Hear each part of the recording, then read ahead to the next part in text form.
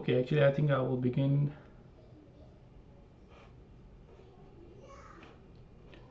So just a few announcements.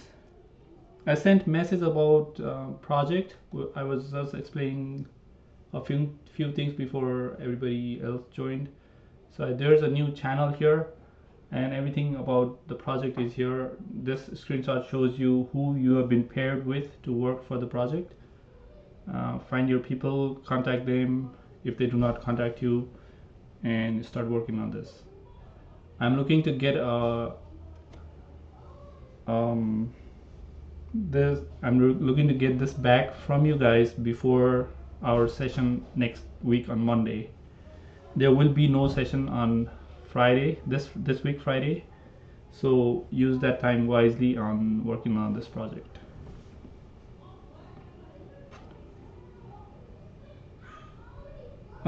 Before we begin today's thing, I would just like to give you a notice that the answers for the assignment that is gave in the last session will be provided in the PDF that I will send after this session for today. So in those slides there will be the solutions that you may need if you were struggling with any of those. Alright, so with that, I think we can begin the content for today.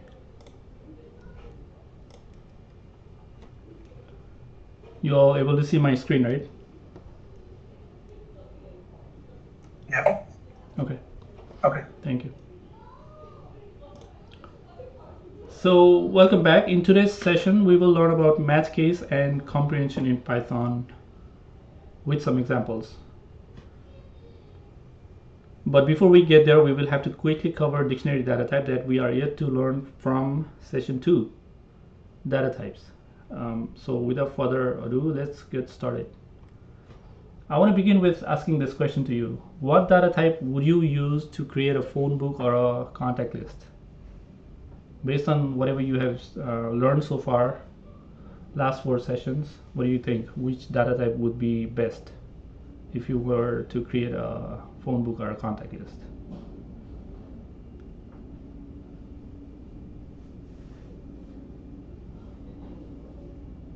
String and integer.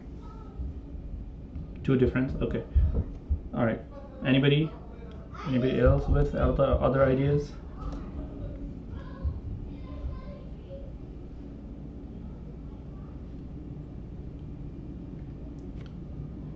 Okay, that's not a bad answer. There's no specific answer, and it depends on your preference on how exactly you want to implement this contact list or a book. But after this session today, whatever we're going to learn, you will get used to new data types and new ways to create stuff. So you're thinking about using certain data type or certain method may change after understanding today's session. So let's begin with the dictionary data type. This is one of the built-in data type that comes with installation of Python. Here's a syntax for how we create a dictionary.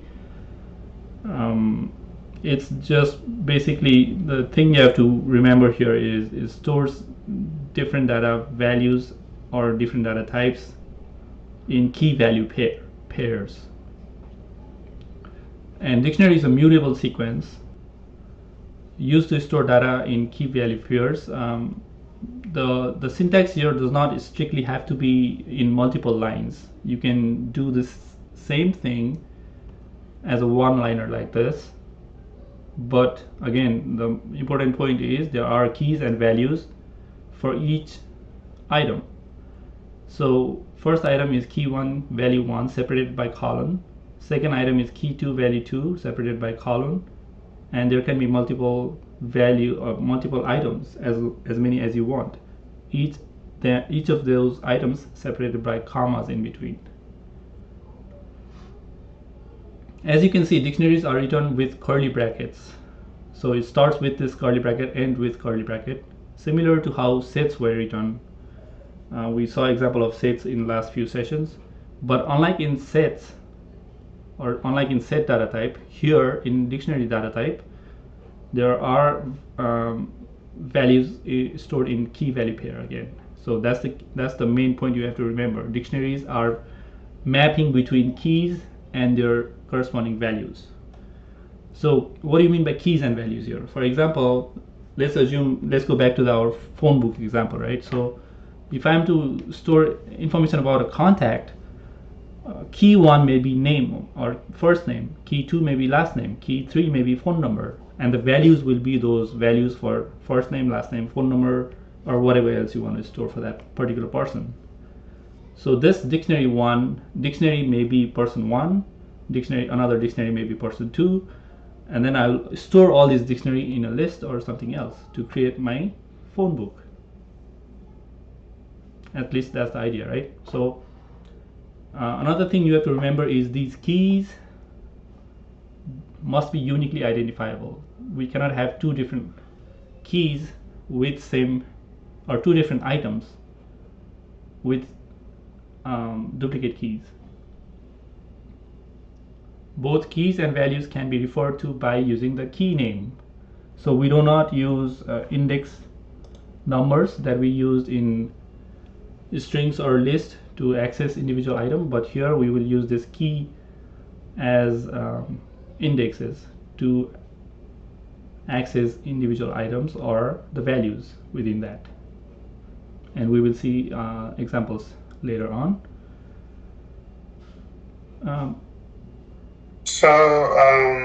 Yes. Do you have to have dictionary equals key colon and value 1, or you can put something else too? Key values can be any data type.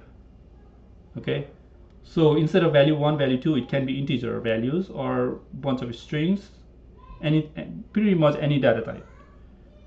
And keys should be hashable data types, meaning they are not they are immutable data types. They cannot be list or anything that is mutable. They can be string. I think my question is dictionary and a key, are these the reserved words for Python? No. If they were, I would highlight with different color. Dictionary here is just a variable name. It can be anything. And then key. Okay. That's what I meant. Yeah, what you have to remember is the colon and the commas separating each item. Right. Okay. The syntax is bracket, and inside bracket there are keys and values. Each item is key value pair separated by commas, and between key and value for each item you will have columns. And we will see examples. Before that, we will also introduce to comprehensions and match cases. Okay, so next up is comprehension in Python. And what do you mean by comprehension in Python? It's just basically special syntax used to make our code more readable, elegant, and shorter. So once you know for loop, it's a little bit intermediary level of how you can create a new list using a for loop, but with a shorter syntax. And here's that syntax for creating a list using list comprehension. Remember that comprehension does not only work with list but also work with dictionary and other data types. I have some examples for those data types later on, but here I'm using list comprehension. And how do you know that? Well, we know that because I'm using square brackets, a set of square brackets, and then I'm saying expression for element in iterable if conditional. So every white element you see in this line are keywords, reserved keywords in Python. And it sounds a little bit complicated when you read this or hear from me at the beginning, but once you learn this, you will be using it more often than you may realize, because it's so easy to it's so close to how we speak in English. And you will see example what I'm talking about later. While the list comprehension like this example presented here is common tool used in Python, you can also create comprehension using sets and dictionary data types. So we'll see that example as well. This syntax here creates a new list, which is, for example, named new list here. This will be a new list, brand new list based on the values of an already existing list, iterable or other sequence. So this is a special syntax used in Python in order to fill an empty list in a single line of code. A list comprehension consists of a set of square brackets indicating creation of a new list data type. So when you see square brackets and then expression for, any statement for loop, and then conditional is optional, so there may be if or not. This syntax is basically a comprehension in Python, list comprehension. Again, the for, in, and if are reserved keywords in this case, and it will contain an expression which is operation statement that can be executed in iterations given by for loop. The expression is followed by a for loop or for clause, and then there may be the iterable can be any sequence like a string, list, tuple, set, a range, all kind of iterable that we have studied so far. And lastly, the for clause may be followed by 0 or more if clauses. So if conditional is optional conditional here, we may or may not have if condition. If we have, it will come at the end. There's one caveat to this. We can also do if else clause, but there's a slightly variation of that syntax. That if else will come before the for if we have if else conditionals. But if we only have if condition, then this is the syntax. I will also have example to show you for if else condition as well later on. Now, what will be the result of this? Well, as I said earlier, this will result in a new list being created from this evaluation of the expression in the context of the for loop and the if calls, if there is any that follows it. Therefore, a list comprehension is actually a new list created on the fly during program execution and without explicitly describing statically. List comprehensions are usually more human readable than lambda functions or map functions that you may or may not have come across so far. I did not cover this lambda function or map function in this tutorial. The resulting code here is almost readable as plain English, making it easier to understand what the programmer was trying to accomplish when list comprehension was used. So this will make more sense when we see more example code later, but before that, let's also understand match case in Python, or syntax for match case. A match statement was added recently in version 3.10, and it's used for pattern matching, or very similar to switch case in other programming languages such as C and C++ or Java. So here's the syntax for creating a match case in Python. We will say match expression, colon, and then there will be one or more cases. And the pattern 1, pattern 2 are just what we will match against this expression. And if they match, we will execute the statements based on what matched. After first case matches, the match case execution is ended and the program execution goes outside the match case. What happens is the match statement takes an expression and compares its value to successive patterns given as one or more cases here that are blocks of selective execution. Blocks for selective execution. So remember that.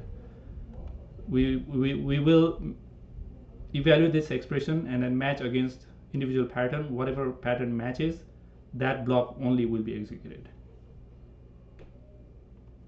The match and case keywords are soft keywords in this case because, again, this was relatively recently introduced and were not properly incorporated into the list of reserved keywords. So these are considered soft keywords. The simplest form compares an expression against one or more patterns literals. Only the first pattern that matches gets executed, like I said earlier. If no case matches, none of the branches is executed. So in this example code, pattern 1 is compared to expression. And if pattern 1 matches with the expression in line 1, its code block will be executed. Again, here statements can be one or more executable lines of code that will be executed only when its corresponding pattern matches the expression. When its first pattern does not match the expression, pattern 2 is compared to the expression. And if pattern 2 matches with the expression in line 1, its code block will be executed. Notice the colon signs at the end of line 1, 2, and 4, and the tab or white spaces at the beginning of line 2 and 4. Now, just like in conditional statements and the loops that we saw in previous sessions, these colons and tabs are a very important part of the syntax here in match case as well. Without this, we will get syntax error. Okay, so with that, I am going to move to coding portion. So let's go back to let's first cover dictionary, example of dictionary data type back from session 2. If you have this template with you, I shared with you all earlier after session or before session 2, I guess. But in section 7 in that, there's working with Python dictionary data type. I think I have covered most of these points. So let's just go to the examples here. Now this first example is personal details. Again, like something similar to phone book. Here I have first name John and then last name Doe. And then also I'm storing age and city is New York and then bracket close. So this is the definition of my dictionary data type. Okay, and then to extract this first name, what I need to do is with this dictionary value here, I will use the key value first name as index. Remember indexing, how we did 0, 1, 2 indexing in list and strings? We will use similar indexing syntax, but instead of numbers, we have keys here. So this personal detail and this key will access John.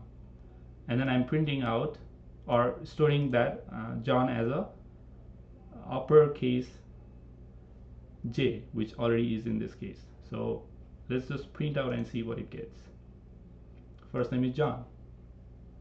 Okay, so that's the way the dictionary name and the key as index. That is the way we access this value for that key. Anybody confused here?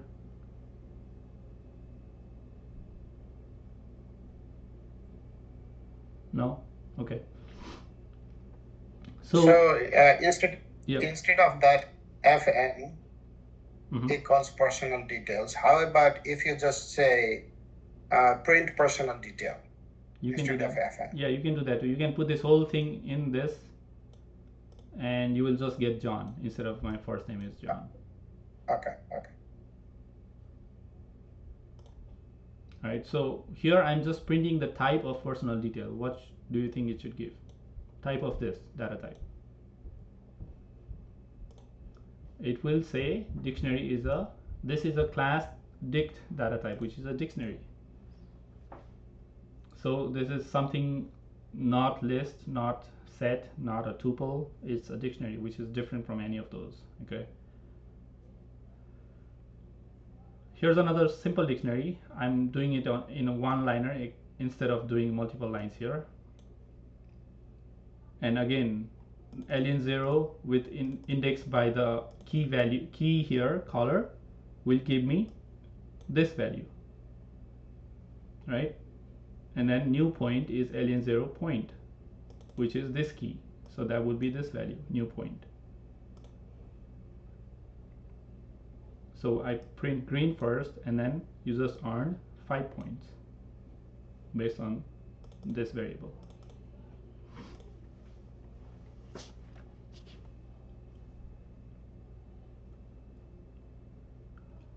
So we can also add new key value pairs because dictionary is a mutable data type. We can change elements, add new elements, delete elements, do all kinds of stuff. Son, can you go back to the first the previous one? Yeah. So this point, what is this points doing here? Nothing, just an example. These are just unique keys, color and point. Okay. Oh, okay, it's just printing points. Oh, okay, Yeah. okay, got it.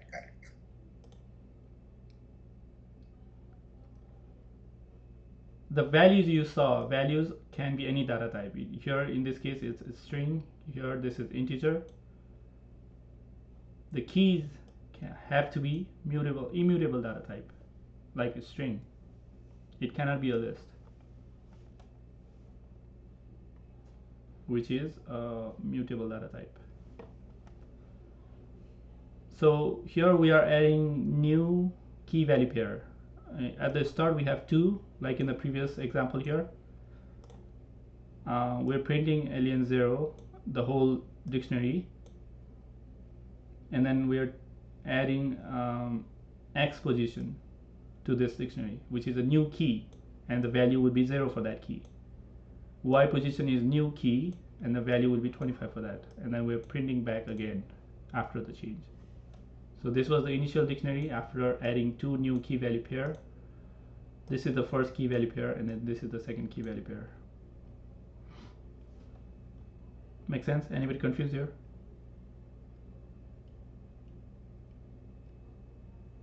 Okay, so here we're doing the opposite. We are deleting key value pair using the key again. Always we are indexing with the key. So out of this original color and point keys, this syntax here, this command delete alien 0 point will remove this element here, this item, both the keys and the values. We can also use get method to get instead of a square bracket, we can use get method to get the value.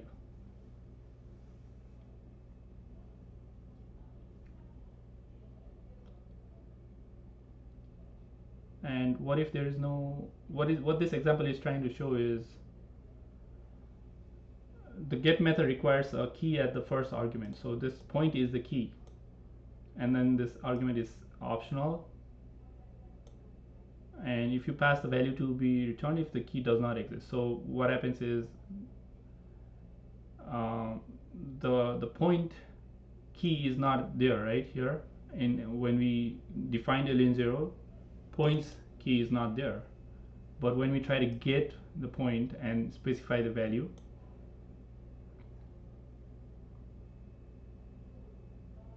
it will say no point value assigned. So this is the string that we want to display when there is nothing there. The key does not exist. So the nice thing about this is, compared to using this index, you might end up getting error here, but here you will not have to get error. You can specify what to give as output when the key does not exist. That's the advantage of getting this, using this get method.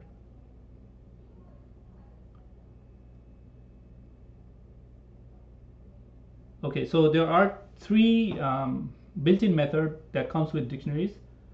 When you, so alien 0 is a dictionary from this cell, and when you do alien 0 dot items, it will just access all the items, individual, every item, so key value pairs that are existing in that dictionary.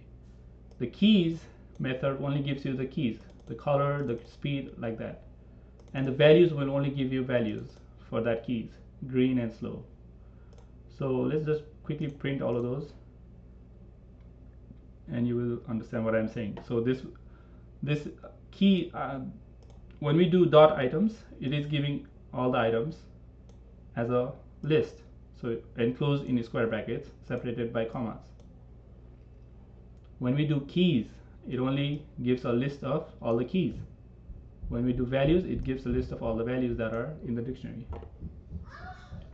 Anybody confused? Have any question?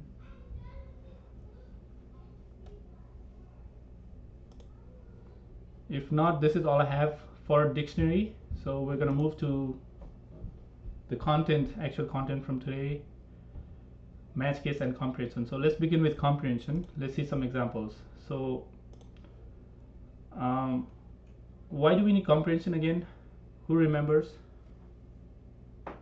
What's the advantage? What's the biggest thing why we need comprehension or use comprehension?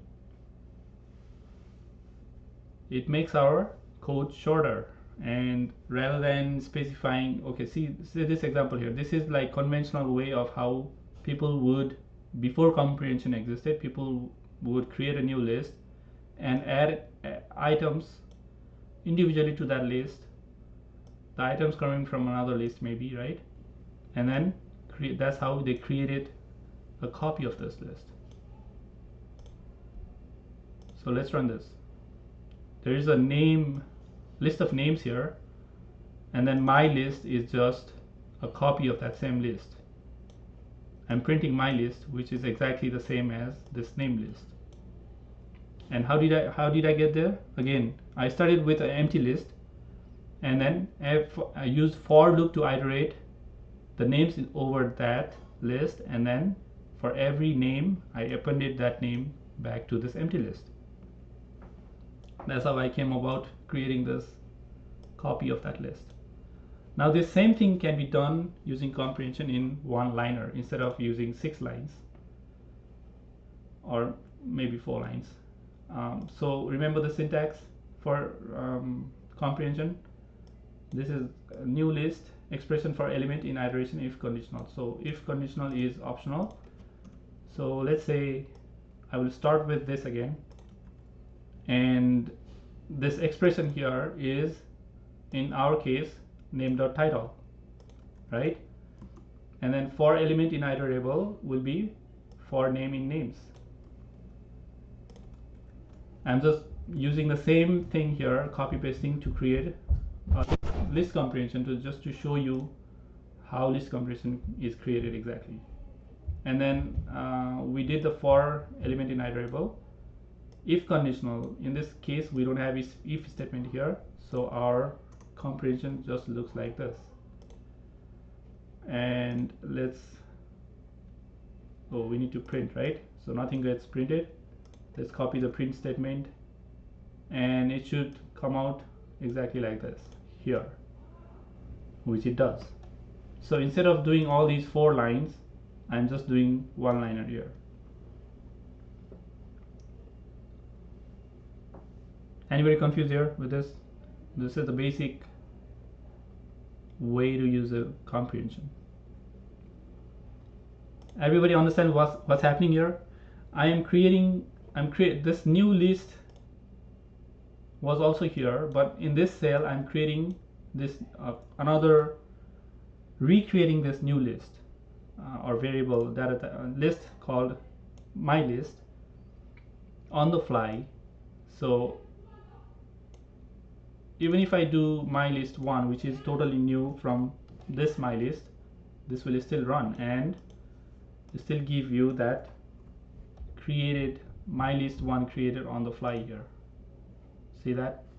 My list 1 was never defined earlier, and I'm directly using it here with list comprehension and assigning that to here. No questions? Nobody? All right, so let's move on. Can you explain how that is different again from this? From this?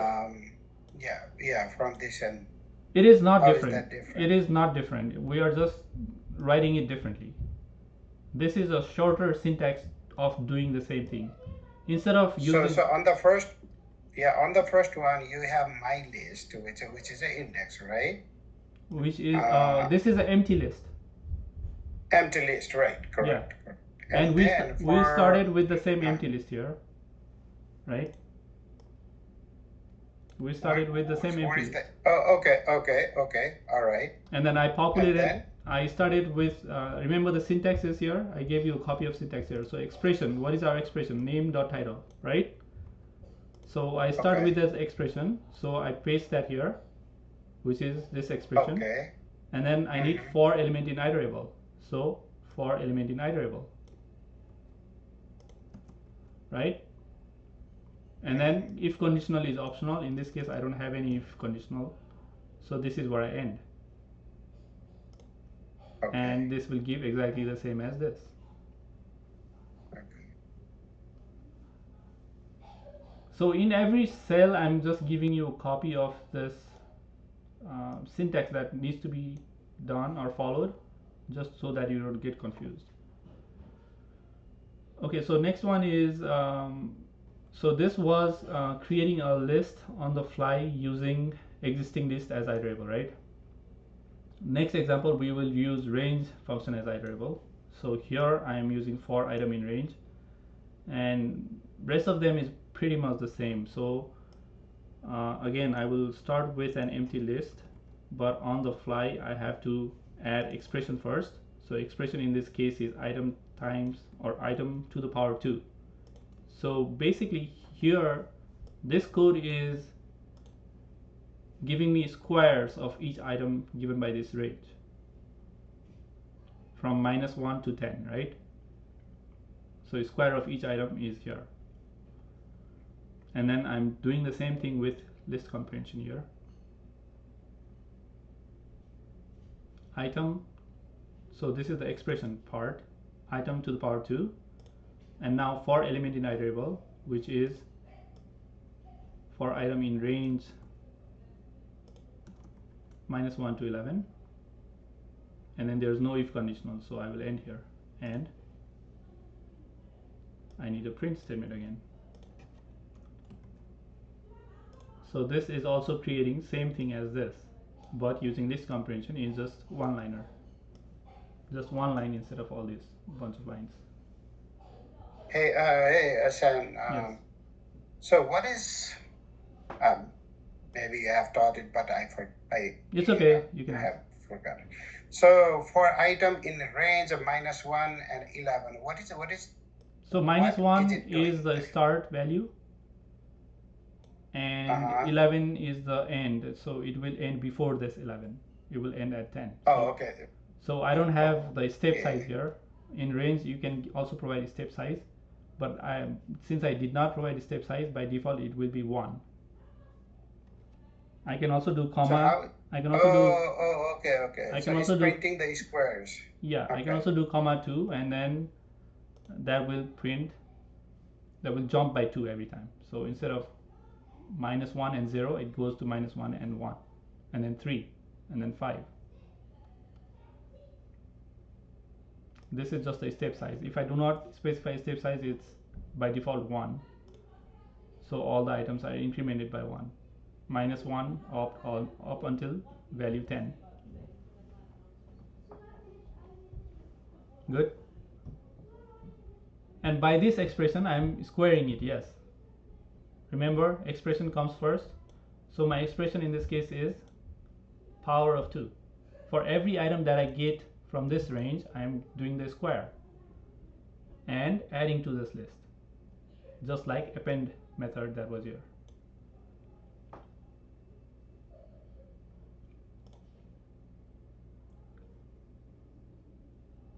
Okay, next example is a nested for loop. Here I have a for loop here, and then inside that for loop I have another for loop here. And remember, there is a table and then another table inside that table.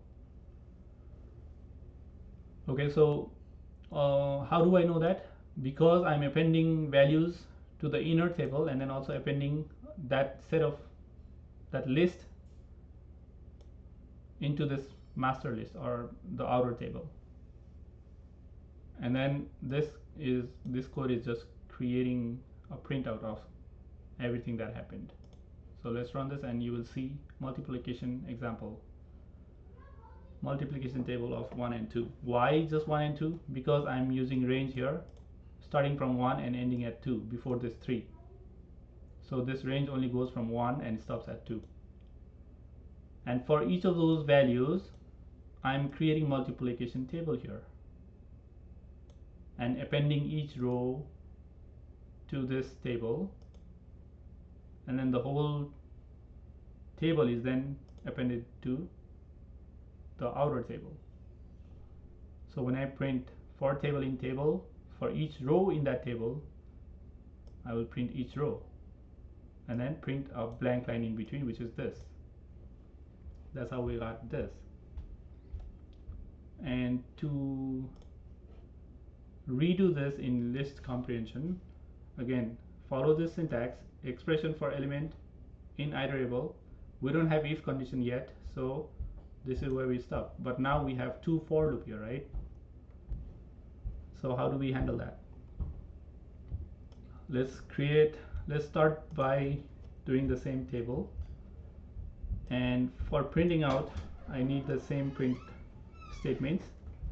But in this here, I need the expression first, right? So in this case, my expression is this f string.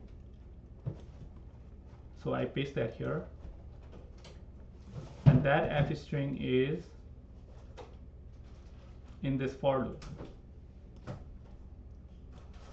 So that goes here, but then the whole for loop is inside another for loop.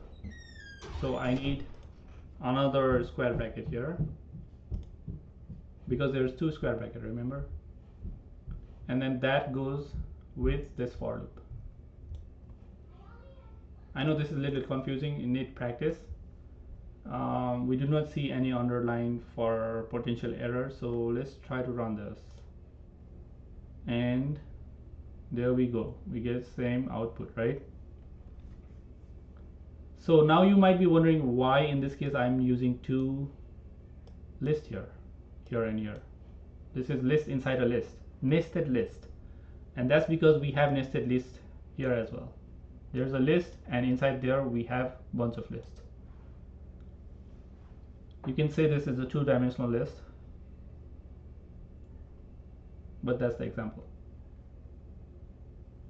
Next example, now we have if condition here. Again, we start with a list and start creating a new list. So in this example, let's say for name in names, if there exists the substring er in that name for each name, then I will append that name to this empty list, my list.append, right? Whatever name here, I'm looking at each name at each iteration by iterations, and if any of those names appear and consist of this string er, like here it highlights you Peter and Robert, those have er, right? If that's the case, those will be appended or added to this list, and at the end I will print that list here. So when I do that, I get Peter and Robert correctly. So how do I implement something like this in list comprehension? Again, this is the syntax we follow. Expression, in this case, is just the name. Expression basically is whatever appears inside your append method, okay? For all these examples, that's all we are doing. Even if you look here, append f string, this whole is my expression. So just follow that rule. That's my expression. And next we need for loop. So this is the thing we need to copy. And like I'm just copying and pasting here just to show you how things work, but once you get enough practice, this all comes easy for you. And this is like human readable language in human readable form of Python language, I would say. So name for name in names. Every name. Hold on a second. Yeah. So on the previous one. So can you do? Here? Oh, no. Go down. Yeah, right there. Mm-hmm.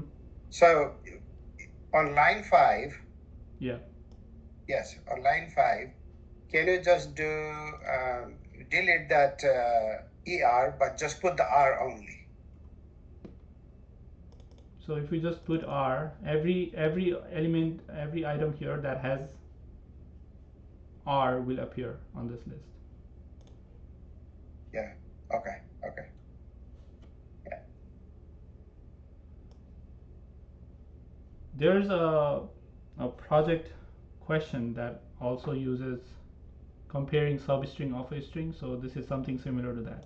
If you have already looked at project question, This might ring a bell. Yeah, not yet. Okay. So anyways, so we just followed this syntax: expression for element in iterable if conditional. So that's exactly what it is.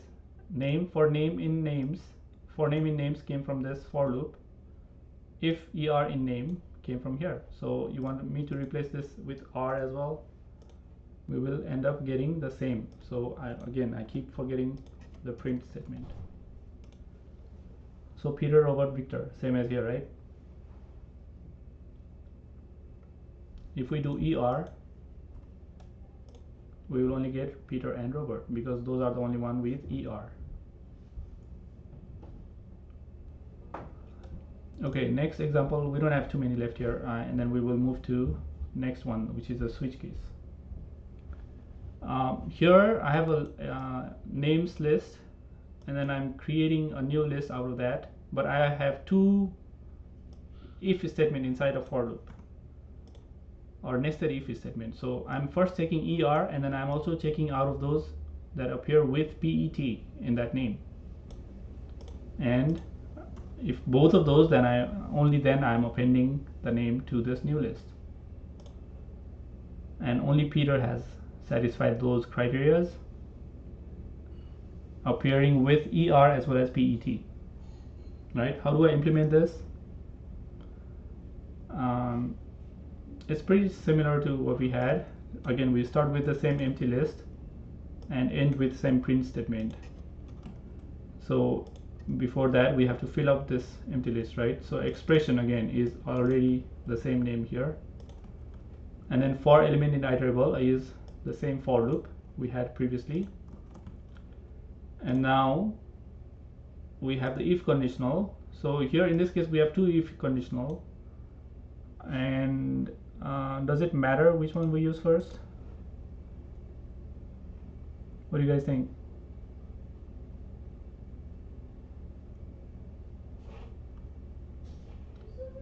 So somebody had an answer? Samir, can you say it again?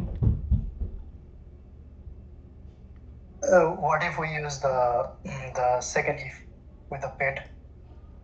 Well, interestingly, I think in this case it doesn't really matter because both are filtering out values from the same thing, right? We're using similar filters out of similar name or similar same content. But if the filters were different, like if we are checking different parameters, maybe then it would make a difference. But here, let's see. So let's say if pet in names and then if er in name. Is that what you wanted to see? We get Peter again, right? But what if we switch this around?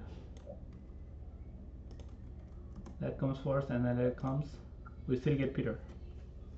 Like I said, it doesn't matter in this specific case, but it's not always true. It depends on the scenario, like whatever you have implemented here or how you implement it there. Okay, so next example, here I am using tuple as iterable. So this is my tuple. Remember tuple because I have this regular brackets separated, elements separated by commas. And tuple is immutable data type. So we can still use immutable data type in comprehensions to create a new list. This is my new list. And here I have for if else. So that's a slight variation of what we used to do. The syntax is a little bit different, so I copied it here as well for you to see. Instead of saying expression for element in iterable if conditional, the if statement if else conditional will come in the front when we have if and else both. Okay, only if is there, then the if will come at the end, but if and else is there, then they will come before the for statement or for clause. Does that make anybody confused? If conditional and if else is syntactically a little bit different when we do comprehensions. If else will come at the front right after the expression part. So let's run this and see the output. So what's happening here? With Number in numbers, meaning I'm picking out each individual number from this tuple. I'm checking whether that is even or not. If it is, so what is happening here? If number modulo 2, that means if I get any value other than 0, this becomes true. That means it's an odd number, right? But otherwise it is even number. And then how am I appending? I'm appending tuple, pair of number and odd or even value. The number with indication of whether it is odd or even. So that's how I get these numbers and then the indication whether these numbers are even or odd for each of these numbers. So let's implement this here. Again, I start with the same empty list and end with same print statement, but here I have to fill out the expression. So in this case, expression if conditional. So if true happens, then this is my expression, right? Does that make sense? That is the expression and that is my if clause. Else, and then another expression, this part. So this should be expression 2 here, just not to get confused. This expression, if this satisfies, otherwise this expression should be added to that list for each number in number, which is the last part of the syntax here. So I'll just add for numbers in number in numbers. And now let's try, and I get the same output.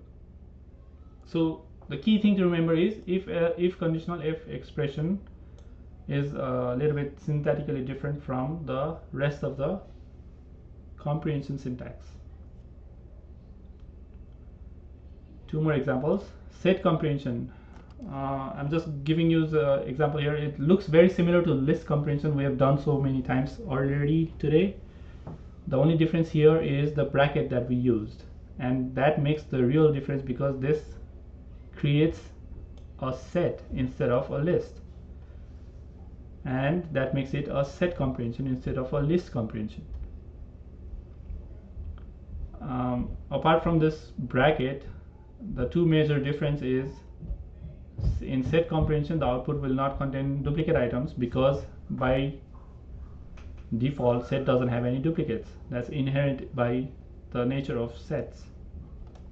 And also the output contains items in unordered sequence. That's also inherent because of the nature of set. They don't store items in particular order.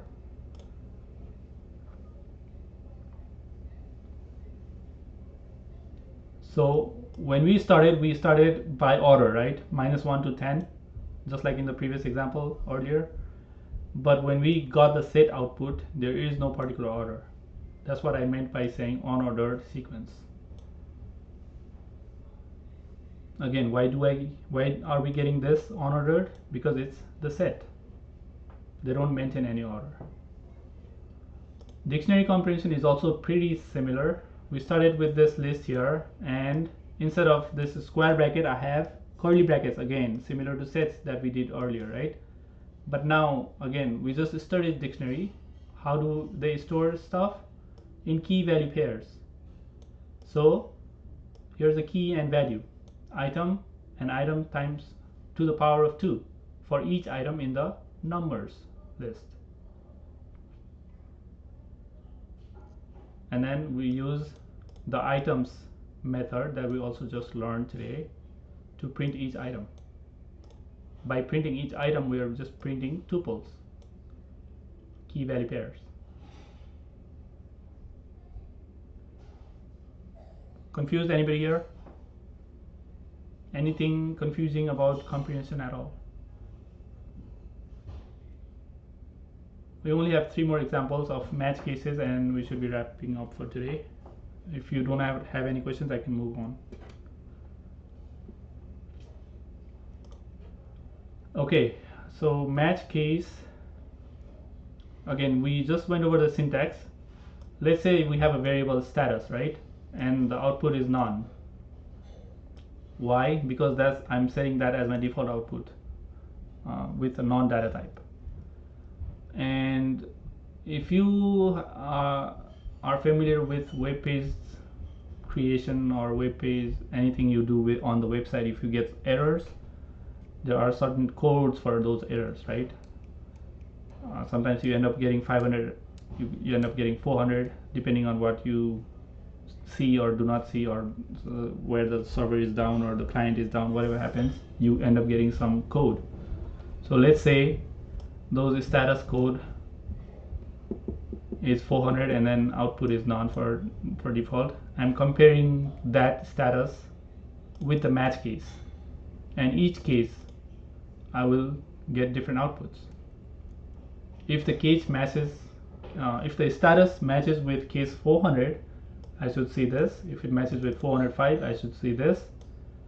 If it matches with 418, I should see this. So in this case, what do you think is the output here?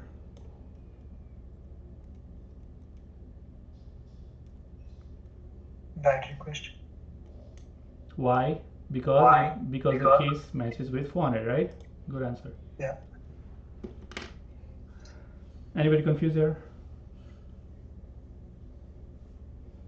Okay. So next example. Here, this is new. Other than that, pretty much the same thing compared to the previous example. What this wildcard does is it makes this match case never fail, because or how that works is, if none of these matches, then this will definitely match. You can think of it like a default case which always matches. So if nothing else matches, that is the output that should be displayed. Okay, so I changed the status here. Earlier it was 400, now I'm making 404, which matches with this. So this should be our output, right? And after that matches, none of these are executed. But what if I'm doing 2, which isn't any of these case? So in that case, this default will be printed out. Something else is wrong with the internet. Make sense? I know it doesn't make any sense, but just curious. If you have what doesn't make any case sense? 400, yeah. If you have case 400 again somewhere below case 400. Okay. No, yeah. So it will just print once or. Yeah, as long as the first case matches, it goes out of the match case status. Match case. So can you print it again? Yeah. Oh, it's 2. That's why. So let's say status is 400 and these 2 cases are also 400. I will only get bad request. Yeah. As soon as any case matches, the remaining will not be executed. Oh, okay.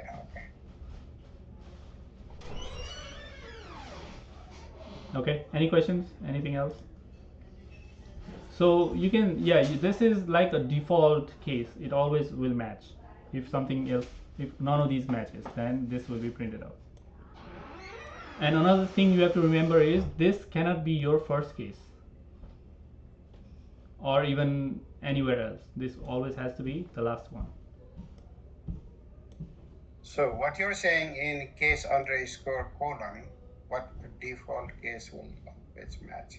So what exactly are you saying in English? Case underscore colon. Where? In line 11.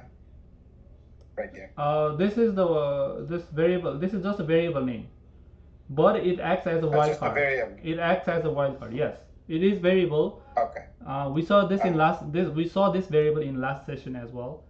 It is a valid variable name, but in case of match case in Python, this will act as a special wildcard that will never fail a case. This case will never fail. Basically, this will always pass. If everything else failed, then this is your default output.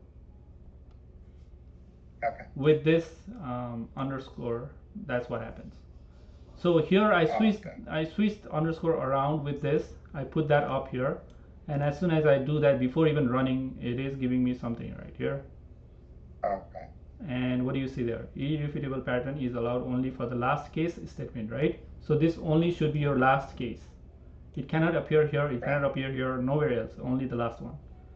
Try to run this, and you get syntax error. Yeah. Okay. Now you might ask, where is this useful? Where do I use match case?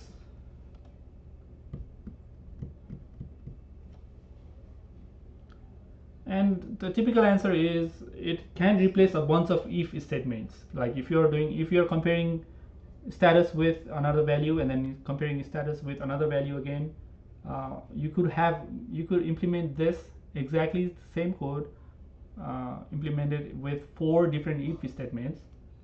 That would just make the code slower because you have to check every if statement. Now with match case, it makes a little bit faster and also a little bit better to look at when other people see your code. It's more readable. It makes a little bit faster because it stops when it sees the match. Yes. Is that right? Yes. If you had 4 if statements, every statement will have to be evaluated and check for true and false. Now, as soon as the first one, any one matches, the remaining will not be executed. So it makes match case faster than bunch of if statements. Same logic implemented with 4 if statement will be executed slower than this if case, match case. All right, let's run this, get rid of that syntax error. This is the last example for today. Combining several literal values in a single pattern. So earlier we saw each case individually. Now here, look at this. I'm bundling together all these cases together with this OR operator. So 401 or 403 or 404, all of these will give me not allowed.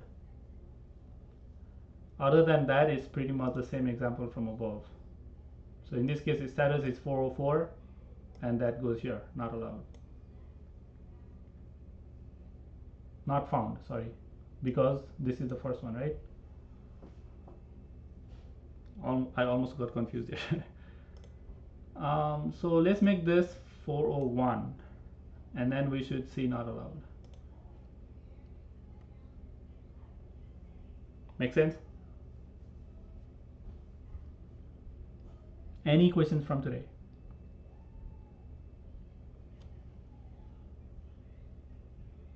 I know I probably gave you. Sir, I have one. Yeah. Yeah, I have one question regarding the comprehension which we did for dictionary, right? Yeah. Can you show us first in the regular way the dictionary and then the comprehension? So this is just the comprehension which we implemented for dictionary, right? Yeah.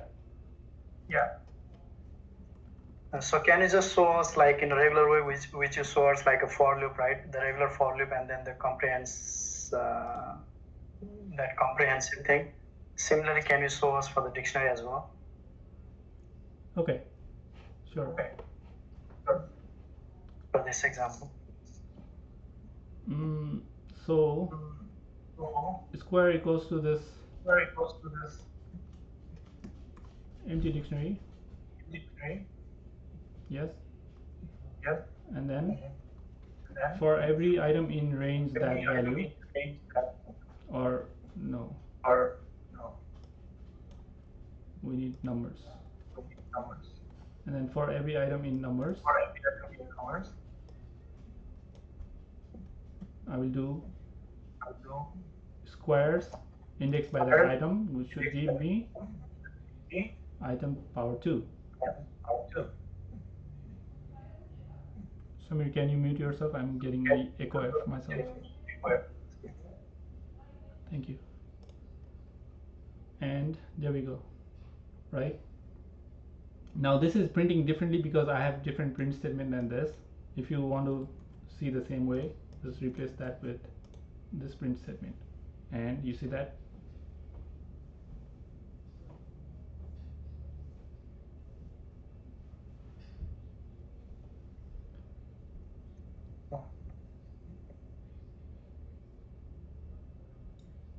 Questions? Does that answer your question, Samir? Yeah. Okay. Anybody has any other question for today? Or anything up until so you have all this in Colab, right? Yes, I have already shared the Colab link with you. Here in the session planning, I sent you 3 messages today. First was to vote, which most of you already did. If you have not, please do so. Here's the link to that where you go to vote, and this is the Colab link from today. It's under session planning. Okay. All right, right after this session, I will share the PowerPoint slides as well. There is no assignment that you are given today.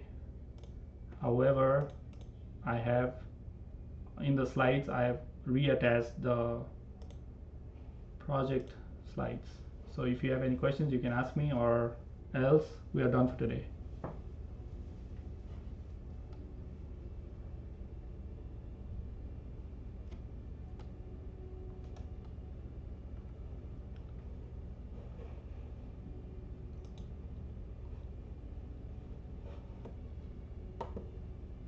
All right, see you next Monday.